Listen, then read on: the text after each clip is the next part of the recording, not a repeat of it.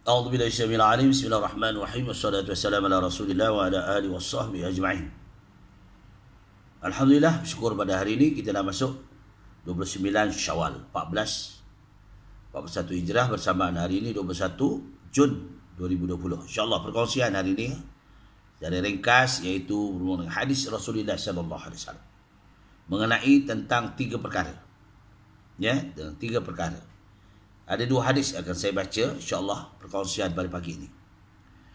Iaitu yang pertama diriwayatkan oleh Imam Muslim. Ya, Imam Muslim.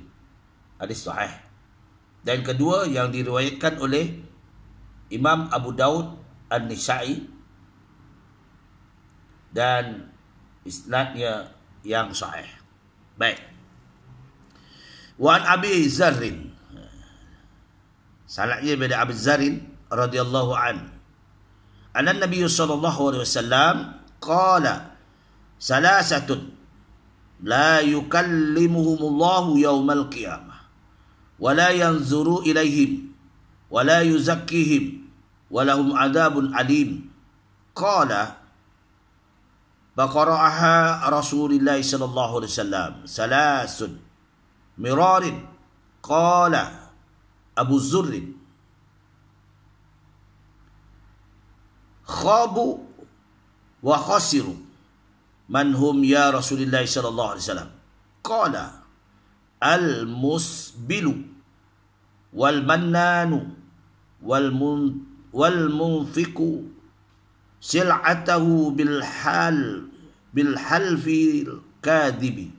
Rawahu Muslim wa fi riwayah lahu al-musbilu izarahu. Ya, hadis ini ya menceritakan ada tiga perkara. Tiga perkara dalam hadis ini.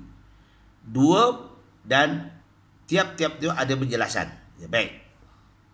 Daripada Abu Zarrin radhiyallahu an, daripada Nabi baginda Rasulullah sallallahu alaihi wasallam telah bersabda, ada tiga gulungan manusia yang Allah tidak akan berbicara pada hari kiamat. Oh, ini bahayanya ya. Tiga gulungan. Maka tiga gulungan ni Allah tidak meredai dia langsung. Apa yang dilakukan semasa hidup hayat dia, Allah tidak meredai. Dan Allah juga tidak memandang kepada mereka itu dengan pandangan keredaan rahmatnya langsung. Sama-sama kita kongsi supaya kita berhati-hati, termasuk saya. Mereka juga tidak akan dibersihkan oleh Allah Subhanahu Wa Taala, tidak akan diampunkan dosanya bagi mereka. Siksa yang pedih akan diberikan kepada mereka. Ya, siksa yang pedih akan diberikan kepada mereka. Baginda mengulang-ulang sampai 3 kali tau. Baginda mengulang-ulang sampai 3 kali dalam hadis ini. Kalimah ini sebanyak 3 kali. Kemudian Abu Zarrin bertanya kepada baginda Rasulullah sallallahu alaihi wasallam, siapakah mereka yang rugi dan menyesal itu ya Rasulullah? Lalu baginda pun bersabda, orang yang sengaja aja melabuh-labuhkan pakaiannya sampai ke tanah. Kalau dulu ya, zaman tahun 60-an, 70-an, ingat tak tuan-tuan? Seluar panjang billboard. Ya, billboard. Dia kecil atas, bawahnya besar. Melabuh. Jadi macam bandaraya lah. Tu, sapu apa semua. Ataupun itu lelaki. Kalau perempuan, ada yang pakai macam itu. Ni zaman dulu lah, tahun dalam 70-an, 60-an. Ini suka ni zaman Pop Yeye. Ingat tak tuan-tuan? Pop Yeye kalau pernah dengar dah. Usia kita tengoklah ni, mungkin anak-anak muda tak tengok. Ya tak? Itu sebab ini dikongsikan pada hari ini. Ya. Melabuh-labuhkan pakaian sampai ke tanah ataupun melabuh-labuhkan kalau perempuan. Kita ni ada kan namanya buku lali. Nah, kaki kita kan ada buku lali. Kalau kita pakai seluar tu, bawah sikit dia buku lali. Jadi kita tak melabuh. Tapi jangan ke atas buku lali tu singkat macam orang masuk dalam sawah padi pula. Ya. Dia tu bawah buku lali. Dia ada buku lali, kalau kaki tu ada buku lali ya, bawah buku lali sikit. Jadi dia taklah ke tanah. Tu nak jaga kebersihan, kita nak sembahyang. Jadi kadang-kadang ya, orang tak faham ya. Sebab kita nak sembahyang, kita kena menghadap Allah Ta'ala itu dengan pakaian yang bersih. Sebab itu jangan kita pakaian itu pergi ke dapur pakai itu. Ini kadang-kadang orang tak faham. Ya. Dia pergi ke dapur pakai macam itu, masak pun pakai macam itu, lepas tu sembahyang pakai macam itu, tidur pun baju tu juga. Oh, melampau betul. Jadi kita peruntukkanlah pakaian itu yang bagus, bersih, nak menghadap pencipta kita. Ya, Allah SWT. Ni jaga. Gitu. Baik, inilah yang dikatakan oleh Allah SWT dalam hadis ini. Orang yang menyebut serta mengungkit-ungkit. Yang kedua, orang yang mengungkit-ungkit. Kalau disedekah, akulah yang bagi dia, akulah hanya. Kalau kita bersedekah, tangan kanan memberi, tidak tahu tangan kiri, maksudnya dia tidak cerita kat orang. Kalau dia bagi sedekah kat siapa pun, cara dia. Jadi seeloknya ya, ada hamba Allah, dia impakkan pendapatan dia, pergi ke pondok-pondok, pergi kepada bahat tahfiz, dia tak cerita kat orang. Tapi Allah bagi rahmat kat dia. Ya, Allah bagi rahmat kat dia. Allah yang bagi kat dia, dia tak cerita kat orang. Dia pendapatan asalnya gudang sikit saja. Ni kisah betul. Sedikit gudang. Satu gudang. Satu gudang itu, kalau di Port Kelang tu, satu gudang tu, lebih kurang dalam 3 ekar, 2 ekar lah. Sekarang sampai boleh dapat 5 gudang. Allah. Cepat dia impakkan. Dia cerita cara ikhlas dia lah. Dia tanya. Dia ada pondok yang apa. Ini ya, dia cerita kat saya. Bukan nak tunjuk, hanya menceritakan. Ya, dia sebab pondok sana tu saya pernah juga mengimpakkan lah, alhamdulillah. Ya, tapi sekarang ni saya dah usia, dah uzur, saya serah pada anak saya lah, suruh meneruskan. Tapi Allah bagi. Ya, kalau kita bagi kat anak kita ke isteri kita dengan ikhlas, Allah akan bagi kita lebih lagi. Begitu juga. Ya, ni. Jangan, Allah tak suka mengungkit-ungkit. Umpamanya dia beri kepada orang lain dan orang lain menjualnya suatu barang itu dengan bersumpah, ataupun dia jual produk. Yang ketiga, yang pertama tadi apa dia? Memakai pakaian yang melabuh sangat sampai ke tanah, menyincah tanah. Yang keduanya, dia bersedekah, dia ungkit, dia cerita begitu. Ya, buruk siku lah istilahnya. Aku ni, kita biarlah, kita yang memberi tangan kanan, tangan kiri tak tahu. Yang ketiga, dia menjual produk, bersumpah dengan produk, mengatakan produk itu baik, tapi belum tentu sahih baik. Ya. Sebab itulah orang yang jual produk, dia mesti melafazkan kalimah insya-Allah. Ya, ini untuk menyelamatkan diri pada kebencian Allah Subhanahu Wa Taala. Ni bukan produk saya yang terbaik, produk saya yang boleh gini-gini. Perkataan insya-Allah tak ada. Ni hadis ini memberi peringatan supaya kita ya. Jadi supaya kita ni tidak jadi orang yang sombong, bongkak. Ya, ni. Jadi pengajaran daripada hadis ini ada 2 pengajaran, dan tiap-tiap satu pengajaran itu ada 3 dan 1. Apa dia? 3 golongan manusia yang Allah sangat-sangat membencinya dan tidak mendapat keredoannya dan tidak dapat rahmat pada hari kiamat nanti. Siapa dia? Pertama, orang yang sengaja melabuh-labuhkan pakaiannya sehingga ke tanah dengan tujuan menunjuk-nunjuk, bermegah-megah, pakaiannya cantik, ya, labuh, ya, supaya jadi kita ada, kalau pakai pakaian lelaki setakat mana, ada buku lali, bawah buku lali sikit, jangan sampai ke bawah sangat. Itu dia. Kalau perempuan begitu juga, sebab perempuan elok pakai stokin. Pakai stokin. dia pakai jubah ataupun pakai stokin. Biasanya perempuan yang faham dia nak naik motor ke, nak apa ke, dia berjalan, dia akan pakai seluar panjang, seluar sukan, dan pakai baju kurung ataupun baju. Ini orang yang faham agama, ya tak? Pakai baju kurung. Jadi kalau terselak pun taklah nampak aurat dia. Dan kadang-kadang perempuan dia pakai tudung, itu tutup kepala, pakai tudung. Ini yang selalu saya tengok lah, tapi saya pesan begitulah kalau boleh kita handle. Kalau pakai tudung,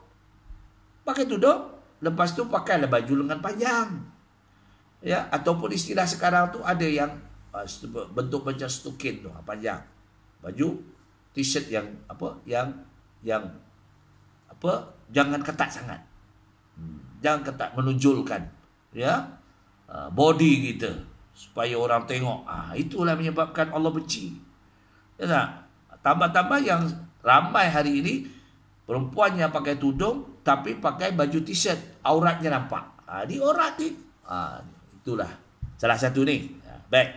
Yang keduanya iaitu orang yang memberi dan membuat sesuatu kebaikan kepada orang lain, kemudian dia menyebut-nyebut, alah dia tu percaya aku lah yang bantu. Dia tu jemput-jemput, mengungkit-ungkit, ya. Dia Allah benci.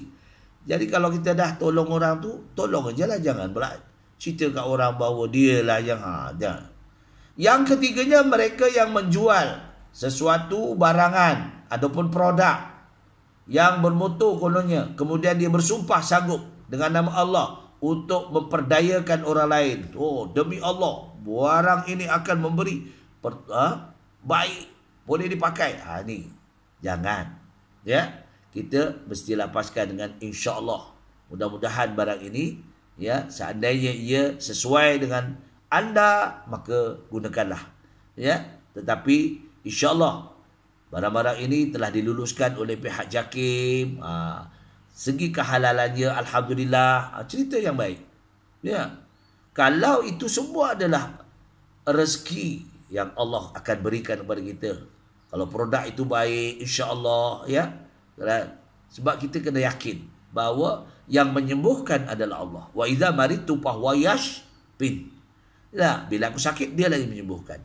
Maknanya Allah yang menyembuhkan, bukan barang itu menyembuhkan, itu asbab. Jadi mudah-mudahan kata. Jadi kalau menjual produk, kita mudah-mudahan barang ini memberi manfaat.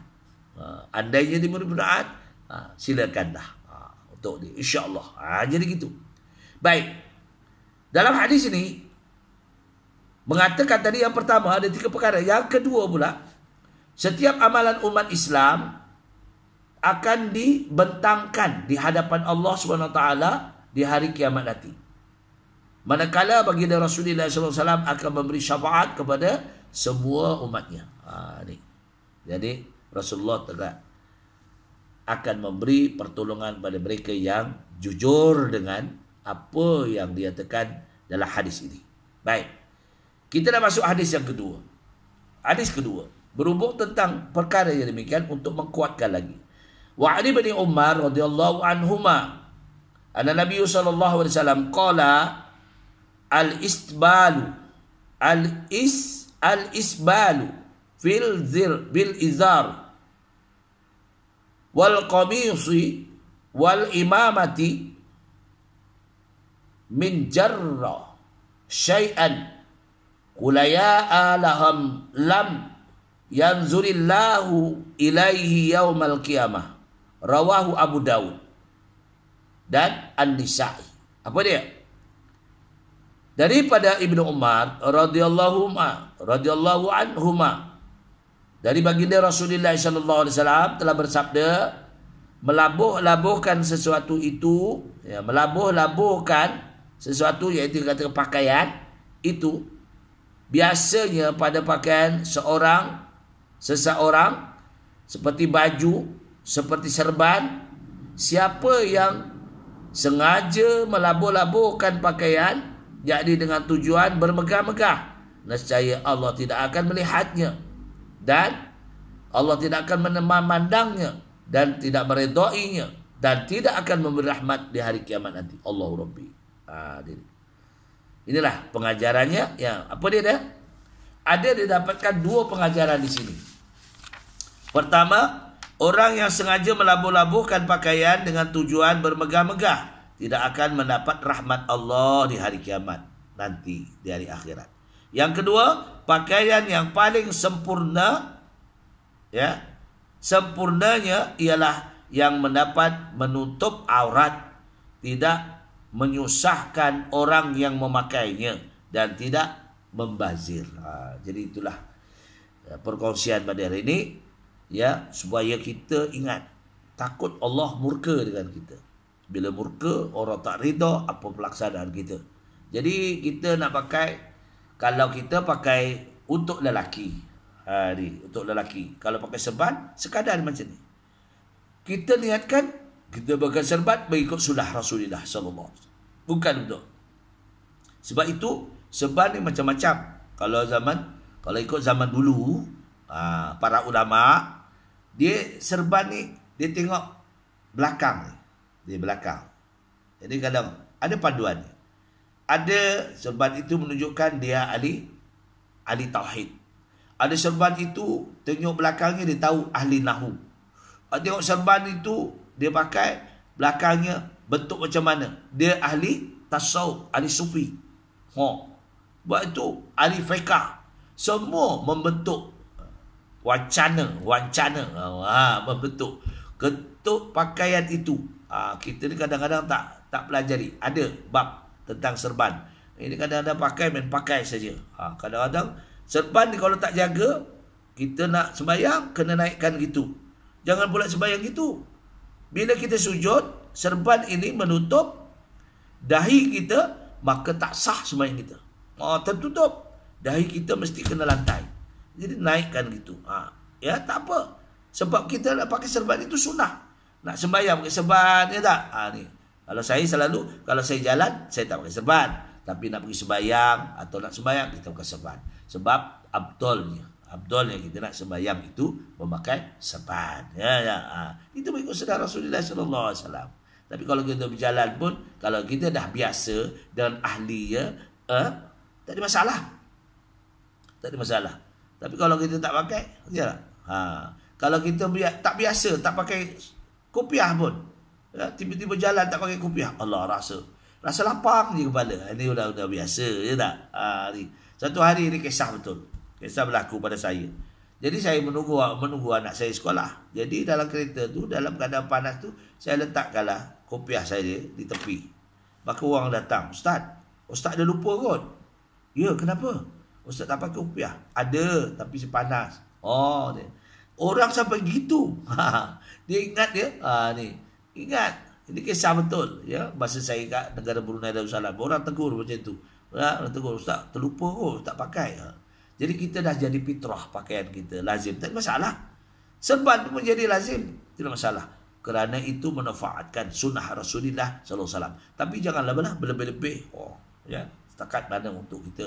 Jangan sampai kita sembahyang sampai tertutup. Begitu juga pakaian. Pakaian labuh. Kalau kita pakai jubah ataupun gamis. Jadi kita setakat buku lali tu. Di buku lali, janganlah bawa sama dengan kaki buku lali. Itu yang kita bila tunduk, dia akan ke tanah. Bila ke tanah, takut kita jalan, terkena najis, terkena apa, maka tak sah sembahyang kita. Jadi pakaian untuk kita sembahyang, habis kita sembahyang, kita buka. Untuk kita rehat-rehat di rumah, pakailah pakaian yang untuk kita istirahat. Dia sedia. Jadi kita kena latih itu. Jangan kita duduk sembang di mana-mana, pakai baju sembahyang. Lepas tu sembahyang pakai itu juga. Ini tak betul. Ini tak betul. Takut kita duduk tempat yang kotor. Ya. Jadi kita nak hadap Allah Ta'ala mesti dengan bersih. Itu. Jadilah itu perkongsian kita. Yang keduanya, kalau kita nak sedekah, untuk ke masjid ke, untuk mana, jangan cerita ke orang. Biarlah tangan kanan yang memberi, tidak diketahui di tangan kiri, maknanya kita memberi sedekah itu dengan ikhlas. Yang ketiganya, apa yang ketiga tadi? Yang ketiganya ialah, kalau kita nak jual produk-produk macam mana pun, kita mengatakan insya-Allah. Mudah-mudahan produk ini boleh memanfaatkan kita bersama. Jangan pula produk ini paling bagus, tak ada lagi kat Malaysia, inilah saja yang ada yang boleh menyembuhkan ini. Jangan. Yang menyembuhkan adalah Allah Subhanahu Wa Taala. Jadi itulah perkongsian kita supaya jadikan manfaat itu bersama. Yang baik daripada Allah Taala, pada kekurangan adalah saya memohon maghfirah Allah Taala. Aku di qouli hadza astaghfirullahalazim wa lakum wa billahi taufiq wal hidayah. Wassalamualaikum warahmatullahi wabarakatuh.